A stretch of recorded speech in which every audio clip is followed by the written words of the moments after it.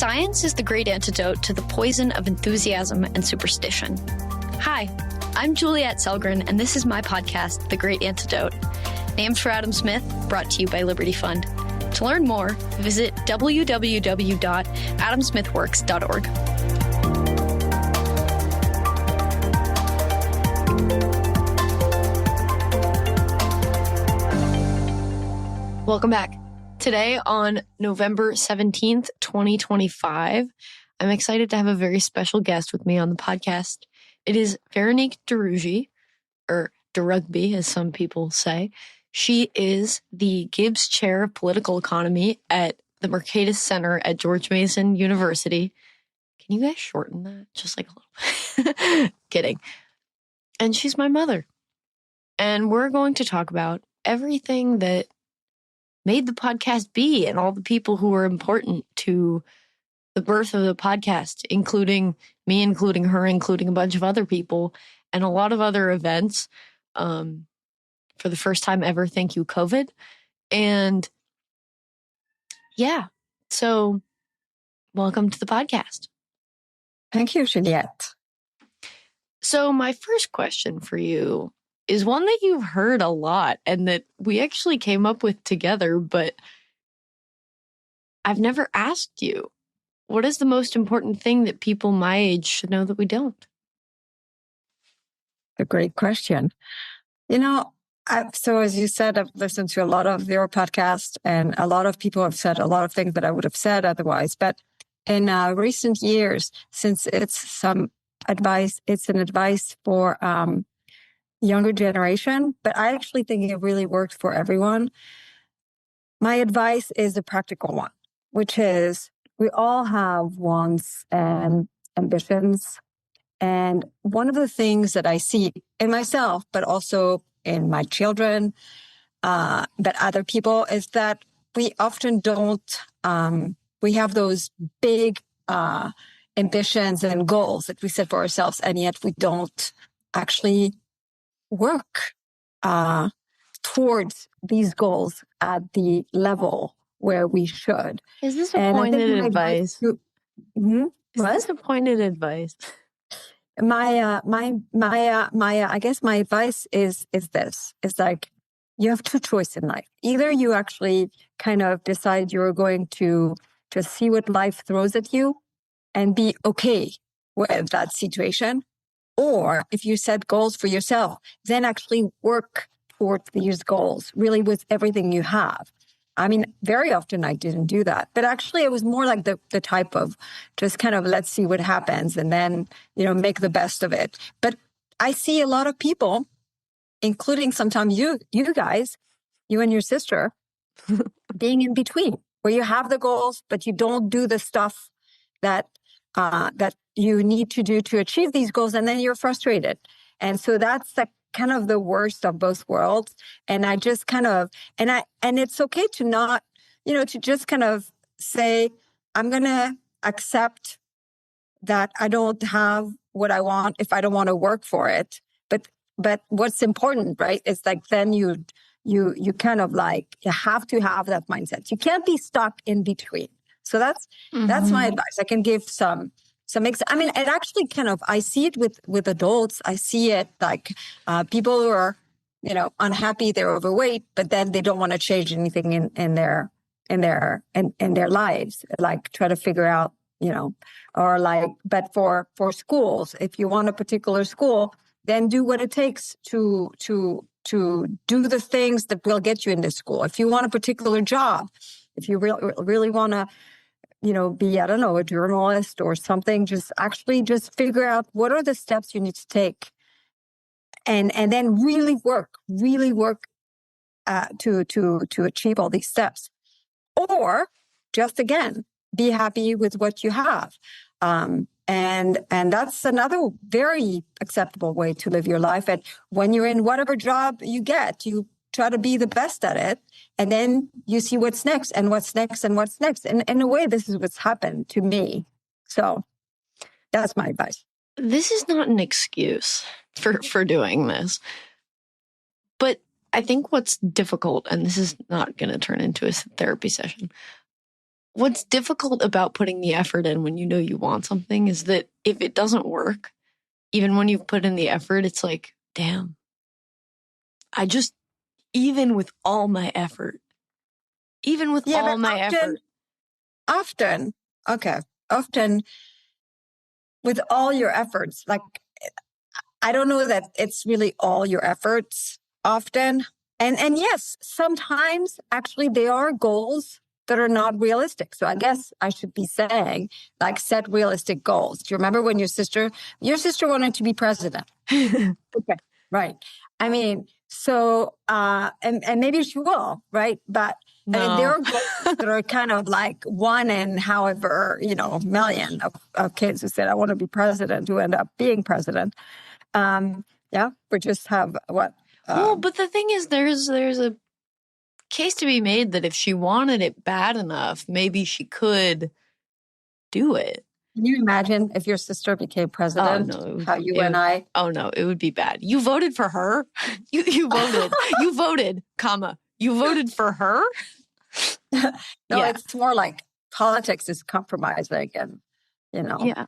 Well, but even then, right? Let's say you could do that. At the end of the day, it's kind of up to the draw. It's based on if people like the color of shirt that you wore on the first day they met you. It's the tie. If you need to. This is why they all wear red ties. Yeah. Power or something. I don't know if this is still like the... But the thing is, if everyone is wearing a red tie, sure, it works for a little bit. But then, like, what's the next thing? Yeah. See, like, as much as you can determine what the factors are for your success, there's sometimes when you just don't know. So I think it's true. It's true. So for instance, like when you guys got to college, right, with the stuff your sister wanted to do, like she wants to go into consulting. I mean, there was no doubt in my mind that she needed a PhD in economics, right? It happens. She's really good in math and she's good in economics. But now, she's in her third year. Who knows? It's unclear to me that what was required for these type of jobs is still what's required. So obviously you have to kind of sometimes things change. Nonetheless, I think my advice still holds. It's less about what you have to do than a mindset. If you have a goal in mind, just do your darnest to get it. Or just accept that, whatever comes your way. Because if you're stuck constantly in the middle where you set very big, ambitious goals for yourself, don't work enough with them, don't get them, and then are constantly unsatisfied, it's not going to be a fun life. I mean, there's just kind of a lot. And you've interviewed David Epstein. Range is one of the family favorite books, right? Yeah. I mean, there is some value in all of the jobs that you do. Like, there are just a lot of jobs that you may not like. And at the end of the day, down the road, you get to utilize some of the stuff you learn in jobs you didn't like, and in ways that are just unexpected and actually give you leverage compared to other people. That's my advice. No, it's good advice. I think about him every time I'm in a situation. It can be really small. It can be like I'm trying a food that I don't love or something like that. Or I'm having a conversation which feels kind of pointless. And I'm like, not to like use him as padding for like me not exiting a conversation. I probably should. But I'm like, this conversation will inspire something when I'm doing an entirely different task. And it's not going to make sense, except looking back, it will. So is it that bad? And it just, it's way more glass half full, which we know I've always struggled with. So this is, thank you, David Epstein, if you're listening somewhere out there. Okay, but this is good advice. So let's talk podcast a little bit. I've learned a lot doing the podcast. You have been behind the scenes watching me do the podcast, and you've been helpful. I mean, been helpful is an understatement. You've been a force, as always. Well, at the beginning, but what's surprising is how, really quickly, within a year, you were actually doing this all on your own. Yeah. really. I remember being worried about that. I was like, I don't think I can ever do it. And you were like, no, the time will come and you just will. And I was like, no, that's not how that works. No, that's totally how that works. That's So that's called growing up and learning more stuff. yeah. And now I can think of people that I am interested in, and I can And have that was the thing. questions, and I Also, can. at the beginning, there was just first, I helped you with nothing when it comes to the technical stuff because I am totally technically challenged. So your youth there was an asset, and It's called and YouTube. we got some. We were lucky actually because you had talked about doing a podcast before the pandemic, and I happened to have bought a microphone for you to do a podcast. At the time, you were thinking, oh, it'd be good for college and stuff like this. You would do things like this. And so when the pandemic hit and everyone was trying to buy microphones and couldn't get microphones, we had one, right? And we asked people at I should have sold it for like an enormous amount of money. How it worked, right? We asked people in our network, like in my network, and people you knew, like what were the best platforms and things like this, and you took care of everything. But it is true that at the beginning, I was helping you much more. I was first. Don Boudreau at GMU, who you've had several times on your podcast, has been really the godfather of this podcast. He is the godfather of this podcast. Thank you, Don. And he really kind of basically served a lot as a secretary, booking people for you, like emailing people and posting saying, about it. Saying, hey. He was outreach and marketing all into himself. Yeah, no, it was great. And he found a lot of guests for you, and eventually you found actually guests for yourself. And I'm trying to actually Tyler Cowan in the name. It used to be Juliet's Uncommon Knowledge. Yeah. Can we talk about that for a minute? Yeah. It was a really good idea. Yeah, Juliet's Uncommon Knowledge, or was it Conversation with Juliet? No, it was Juliet's Uncommon Knowledge. And we were like, that sounds totally like a ripoff. And he was like, who cares? It's fine. like imitation is the best first step. And then so then, like if that's what gets you out the door, that's what gets you out the door. That's fine. Yeah. And then we changed it. Thanks to Mark Morris. But the thing is, like, at the beginning, really, what was really interesting, right, is like you were so young. You taped the first episode the day before you turned 17 with Trevor Burrus. I was so scared. And it was like it was the day before. So you had a lot of questions. Actually, that episode went really well. Except I think you could hear my voice shaking the whole time. And I don't know that we could actually. I think it went really well. But then very quickly within an episode or two, interestingly, because you were so young, and it became clear that you needed to have all your questions really written down, and so that started kind of a lot of prep, a lot of. I learned so much.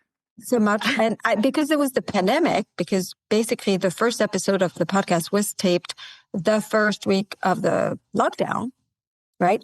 So many people, incredible people, Ed Glazer, Deirdre McCloskey, Vernon Smith, who else? Matt Ridley.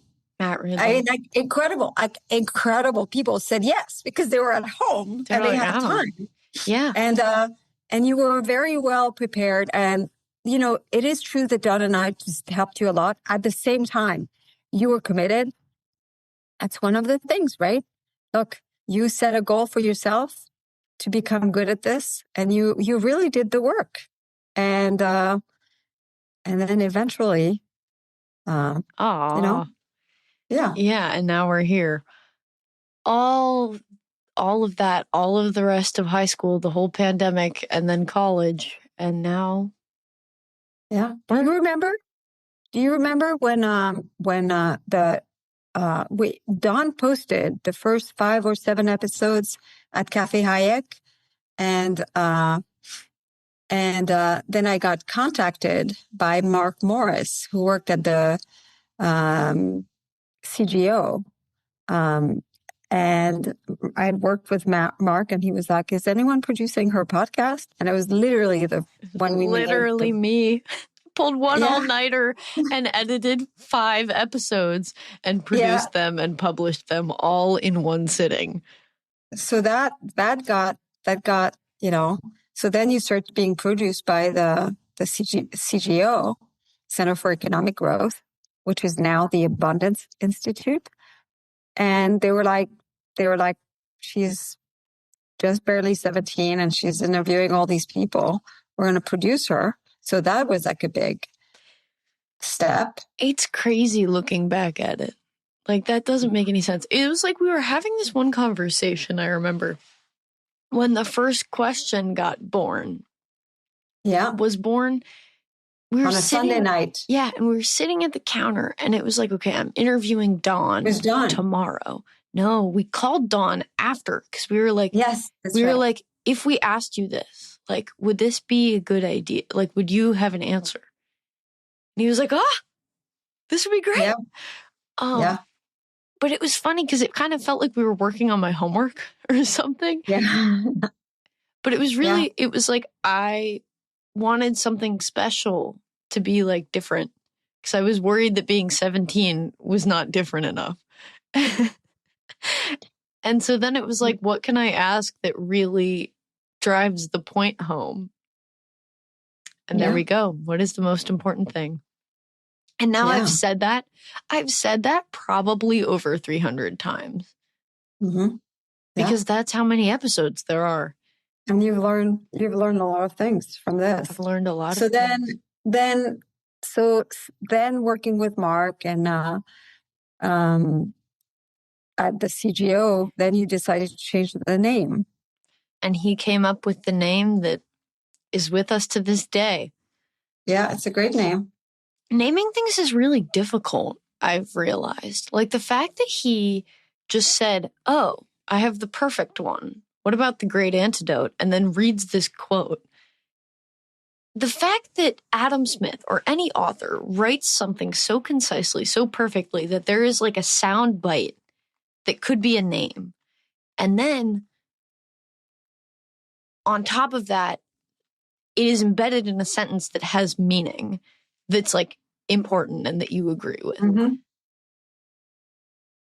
And then that you find it. It's hard. It's kind of wild that he thought that up, but I'm forever grateful because it's kind of awesome. Except a lot of people do think the podcast is called The Great Antidote. Which is not about name either, actually. No, so then there was the Liberty Fund phase. And that was really awesome. With the great Amy Willis. The great Amy Willis. She became podcast mom. I think that really marked because by that time I was in college. Out of the picture. I mean, sometime I would find you some guests if you needed it, especially guests at the last minute. Oops. And but by then you were just I'd call you before an episode and be like, I'm scared. Yeah. But podcast mom, like that was Amy, really. And she was Liberty Fund gave you a lot of opportunities, a lot of technical support. Oh yeah. I mean, and a lot of outside of the podcast support, right? Oh, 100%. I became more of a scholar and a thinker in the like professional sense, I think. I stopped being like a curious high schooler and kind of learned what it would be like to have a job like that. And I went to conferences and I got to go and have like brainstorming sessions. And I got all this fancy equipment and stickers with my podcast logo on and it. A great producer. And a great producer. Thank you, Rich. Thank you, Rich. Rich Goyette. If you ever need any producing to be done. Yeah. Yeah. It's kind of crazy. Like, for many years, I had the same producer as Russ Roberts. Another great guest, actually. Yes, another great guest. And that was always crazy to me. I never really understood how that was possible because Russ Roberts is like Russ Roberts. He introduced me to Adam Smith. How on earth have I, A, had him on the podcast, and B, I kind of do the same thing he does for the same people? It still doesn't really make any sense to me.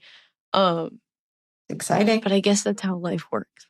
That's life works. Exactly. And maybe that's a good segue to talk about. What's your favorite episode? It's hard. There's so many.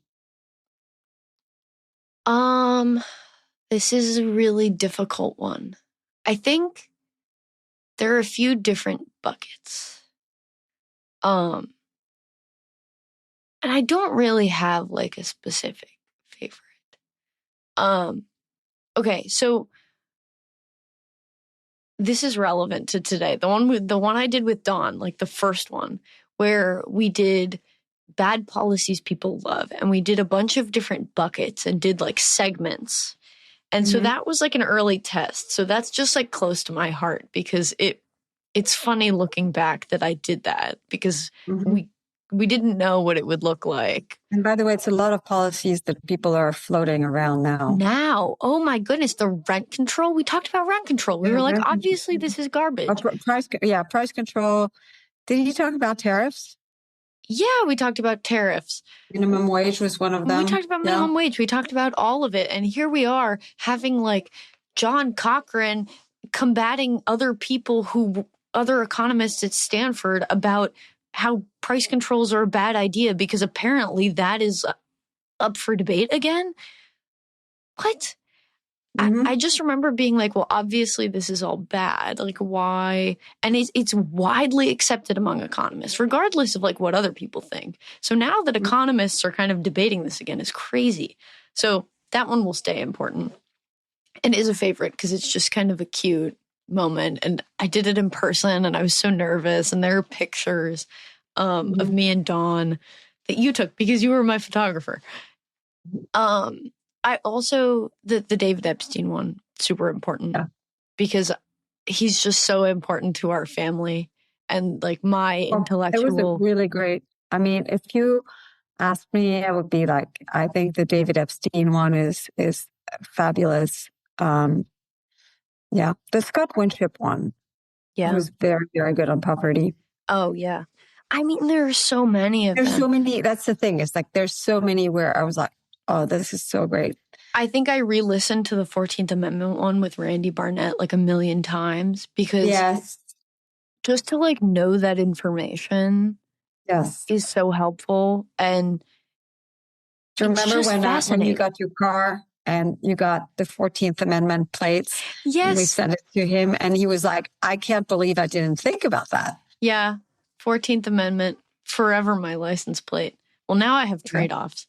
Trade-offs because RIP 14th Amendment car did not make it into this time period. But also in terms of recent episodes, I really was good. Also. Yeah, Brad Wilcox was good. They're all so great. There's just so many. I think the one where I really felt the most excitement recently, I mean, like, I just love, like the Judge Glock one I really, really enjoyed. I learned a lot. Yeah. The fact that, like, we worry about stuff like social media when actually, like, physical substances don't kill us that much anymore. And that used to be the thing we worried about is crazy. Like, that's always, like, one of the foundations of optimism is the fact that like things always get better. And this is just like a very good example.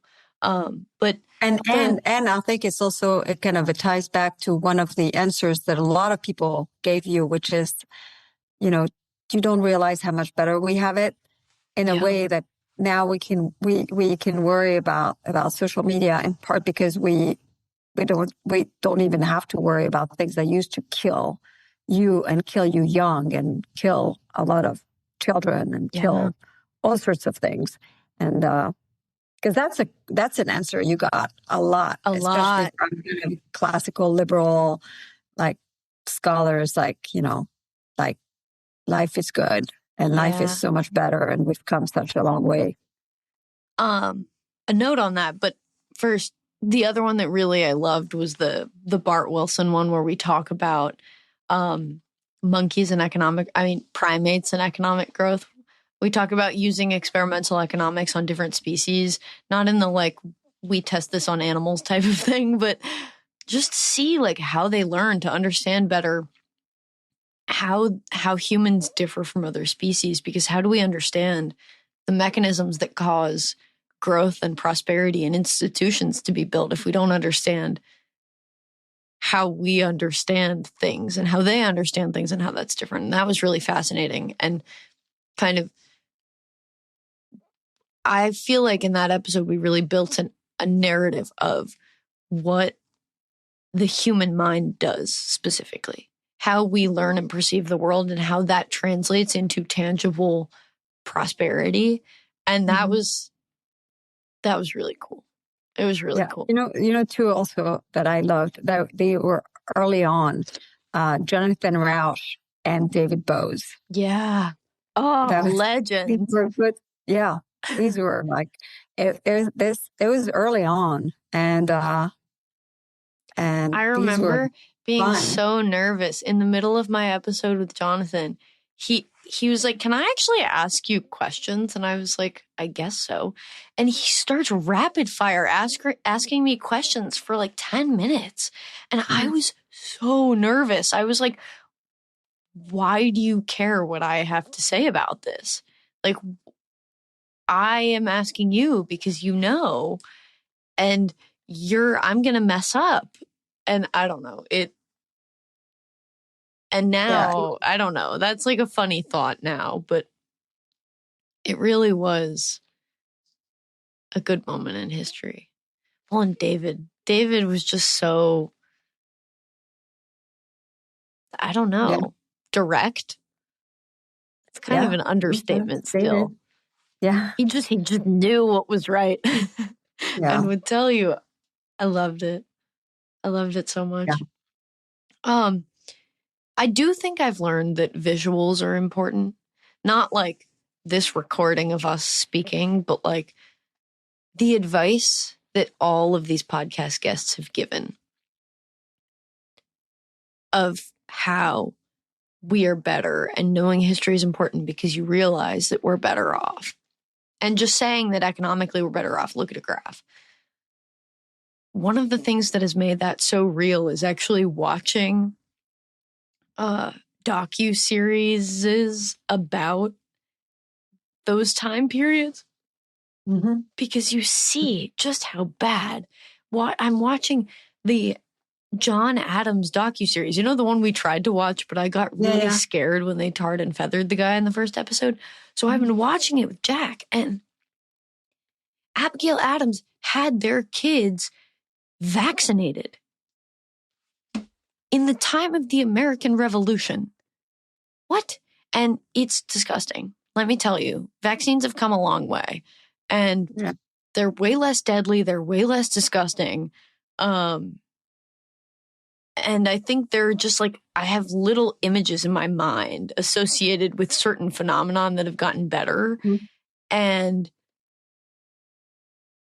you can't really replicate that just by saying it. And so I think it's important that we know that we say it, that we talk about it. But I do think I've realized the importance of a visual to convey kind of that reality or those ideas. Mm-hmm. Unbeatable. Mm-hmm. Unbeatable. Yeah. So how do you feel watching the podcast grow up? I was not surprised. And at the same time, I was very surprised. It was just like an amazing thing to see you grow, come on your own, like see your brain develop, like see how you think, which is very different than me, like kind of the way your brain works. See how much more you know than I do. And so many different, no, in so many different ways. And so I would be like, because at the beginning, like if you remember, like for maybe the first year, I often sat with you when you were recording the podcast. So I would hear at least one side of the conversation. And then after after a while, when you started, like you just didn't need me. And we would text during the podcast because I would need help sometimes. Well, that was more. Do you think that this is a good question? You'd be like, well, you already asked it, so it doesn't really matter. Yeah.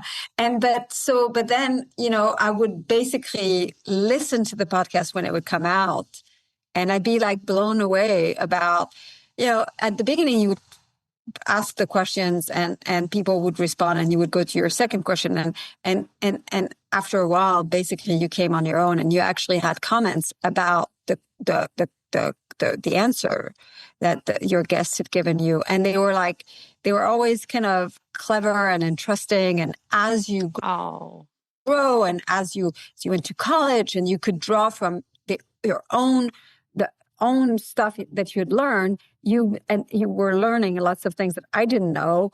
And like it was just amazing to see you, do all of this and to come on your own. And then by the end, like I would say, like the last 2 years, I mean, for the most part, I didn't even know who you were going to interview. So because you had Amy, and podcast Amy mom. was like the podcast mom.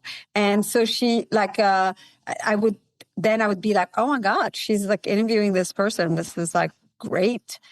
And so, I don't like to say I'm proud of you because it's not that I'm not extremely proud of you, but I just don't want anyone to think that I think I have anything to do with it. It's really all you. And this is kind of what has blown me away. It's who you've become. But the podcast owes you a lot, and I owe you a lot. I'm so grateful. At the beginning, but the person you are now, right? It's like, I am very incredibly impressed and happy. It was like, it's been a good experience. Oh, well, thank you. I don't know. I don't know. You give yourself too little credit, but the thing is, my like, mother, this is also another lesson, I guess, for people. It's like along the way, if you're actually kind of a nice and fun person like you are, like there are a lot of people will do things for you and will help and will be kind of contributing to your success and eager to contribute to your success. And that I'm very grateful for all the adults along the way who've actually stepped in. Yeah. To kind of contribute to this effort. I mean, it's not just your guests, it's like all the people who've contributed. And like, and there are a lot of people who've like recommended your podcast, recommended you to other guests. It's been David Henderson. He's another big one. Who? David Henderson, a great interview. Oh yeah, David Henderson, a great podcast. A big podcast supporter. Oh yeah, big. So all of these people just kind of amazing. And that's kind of, I mean, it's like, this is what life is like, really. It's like along the way. And as long as you recognize that you don't do it on your own, and you recognize the people who've helped you along the way. I think it's a good thing. This is a good note. I have one last question to end on. What is one thing you believed at one time in your life that you later changed your position on, and why? Okay, I'll tell you. It's like, there's so many things, right, a lot. But I will tell you one thing. It's like when I was pregnant with you, I thought the baby face would be so boring. So boring. I thought, I can't wait for those blob of little human to actually become interactive and become talkative. I thought the baby face would be just not fun. And I was so wrong. Babies are the best. It's like incredible. Like from the beginning, kids, I mean, they come out, they're not finished. And yet they not finished. No, you They're guys half baked. Yeah, they're baked enough to come out, but they're not finished, right? And your brain will take a long time to really develop, several decades. But but it is kind of, I thought it was so fun. It was so fun being with you when you were a teeny baby that I even thought I'd taken 3 months off. I even actually considered staying with you for a year. And then I ended up not doing it, in part because I was kind of like, I need to go. I need to work. I need to go back to work. And also I was kind of, I'm like I like being around people, and if you don't plan it enough, you spend a lot of time on your own, but it is fun. I used to believe babies were not fun. And now I know that babies are super fun.